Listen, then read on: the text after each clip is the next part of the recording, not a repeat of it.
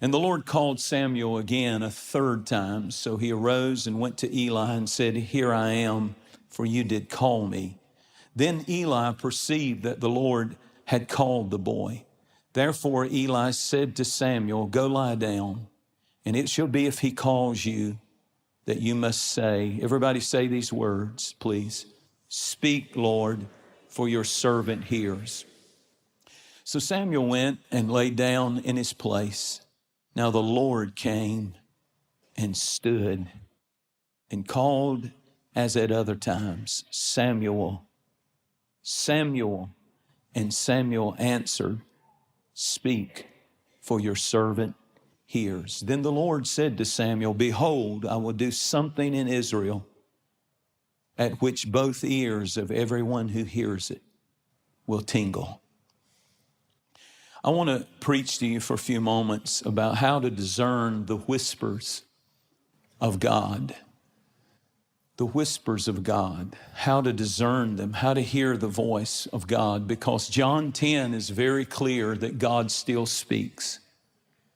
Maybe not audibly, but he does to our spirit. He does absolutely have a voice. John 10, Jesus said, "My sheep will know my voice."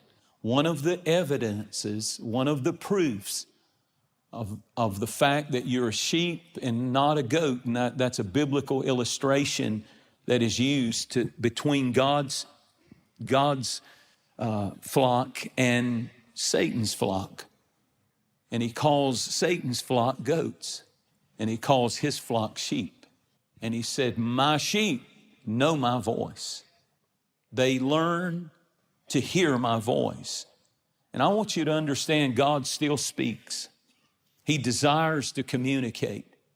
He speaks to, as the text that I just read, he speaks to young people. He speaks to teenagers. He speaks to children. He speaks to business people. He speaks to dads, husbands, men. The problem is we don't have the ears, or our ears are so cluttered with the things of life and other voices that it drowns out his voice. And the big thing that I've learned about God, I preach more now out of experience than I do out of just, my study stuff has changed. I don't know how to explain it, but I'm in a season in my life, in the season that I'm in, that I'm teaching you as much, not just what I've learned from books, but what I've learned from life and walking with Jesus for many, many years. And God seldom yells. That's why you have to stay sensitive to him, because when he speaks, it's a whisper. It's usually, and most people are so busy and in such a big thing that they don't have that sensitivity that anywhere God wants to speak. He doesn't yell, he doesn't scream, he whispers. And in this text, in 1 Samuel 3, Samuel kept getting awakened by the voice of God calling his name 2 times, "Samuel, Samuel." And he woke up, and he thought it was so real to him. He thought that it was the high priest who was down the hall. He was asleep, and it was night, and it was dark. And he goes down and he knocks on the high priest's door, Eli, and he wakes him up, and Eli says, "I didn't call you, go back to sleep." He goes back, it happens again. He says, "I did not call you, go back." A few hours later, he hears the voice again a third time. And when he goes the third time and wakes the old priest up, the priest said, "I perceive that God is trying to speak to you. The next time you hear that voice, say, 'Speak, Lord, your servant hears.'" And God spoke to him. And those words were so powerful, they would shake the life of Samuel. Samuel would go on to become the premier prophet of the Old Testament. The Bible said so powerful were those whispers that God would give him, that when he would speak, not one word fell to the ground. That when he would prophesy, not one thing he would speak would not come to pass. So powerful were the words that he spoke, that when Israel had to have a king, God told Samuel to go to Jesse's house, and it would be one of his sons, and he brought in 7 sons. He had 8, but he only brought in 7.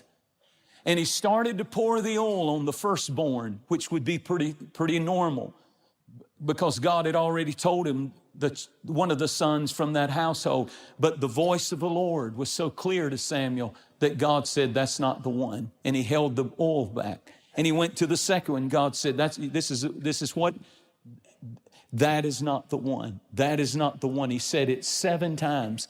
And he turned and he said, is there not any other sons? And he said, well, I've got one out in the field. He said, send for him. And the moment he walked in, think of the importance of this whisper. The moment that little shepherd boy David walked in, the voice of the Lord came in Samuel's ears and said, that's the one. Anoint him. He will become the king of Israel.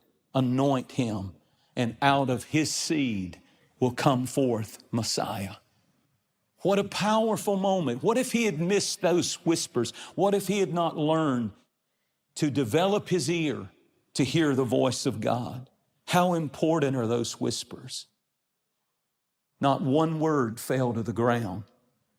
I was thinking about my own life when I stood at a crossroad, at a transition, at a time in my life where I was unsure, and it was uncertain, it was exciting, and it was uncertain.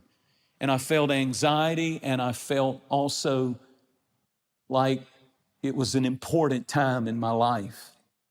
And I remember I was in school, in college, and I was really seeking God the summer that I came home from school. I was seeking God, and the school was off, and I was saying, Lord, what's the big picture for my life? I was trying to figure out, am I going to be a teacher? I don't want to teach music. Am I going to be a performer? And I decided I was going to try to be a performer. And was practicing and all of that on the horn 5-6 hours a day. Somewhere during that summer, I just felt so desperate that something said to me, just fast for 3 days and put it on the altar. And if I were to be honest, I had a little nudging, like I knew I was supposed to preach, but I wouldn't even go there. And I went those 3 days, and it was around midnight, and I went to the tabernacle down the road that my dad, who was like a bishop or whatever you would call it, over a bunch of churches, and that they would gather once a year. And it was a room that held about 1,600 people, and it was dark, no lights were on. I had a key, I went in, and I just prayed. It was almost midnight. I was so looking forward to midnight because I was going to be eating at 12:01. And I had poured my heart out to God in those 3 days, and I said, well, I don't know what you want me to do, but you're going to have to tell me clearly. I am willing to do whatever you want me to do, but you're going to have to tell me. And I'm telling you, around midnight, I heard the whisper of God deep in my spirit. And he said, I have called you to preach. Go preach and do what I've called you to do.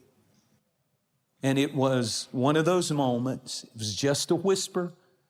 I didn't see it written in Technicolor. I didn't see graffiti on the side of the tabernacle. I didn't have an angel tap me. I didn't see the room light up with a glow. All I had was I was in his presence. I knew I was in his presence. And I had this gentle whisper that said, you're called. I chose you. You didn't choose me. Go.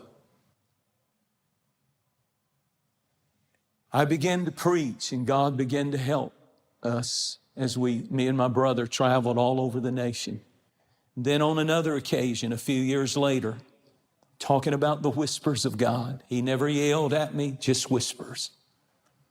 And I was in a situation where I was a single now by myself. And I was living in Tennessee. And I preached, and I met a girl named Sharice Swilly. And we began to date, and God didn't have to yell on that one because I was able to hear the whisper, but I used my eyes too, and I liked what I saw. And I fell in love with her, and at some point, I knew and I heard the whisper, marry her. She's the one. She's the one. And I don't know what I would have done without Sharice. It's a little funny with her sitting down here on the front, but it's just the truth. I don't know what I would have done without that whisper. And we've been through a lot, but we go through it together. And it's a powerful, powerful thing when God whispers, that's the one. And the Lord told me to tell every single person under the sound of my voice, wherever you're listening to this, for every single person who desires it, there is a whisper coming in your future. That is the one, because He has a plan for your life. God has a whisper for you.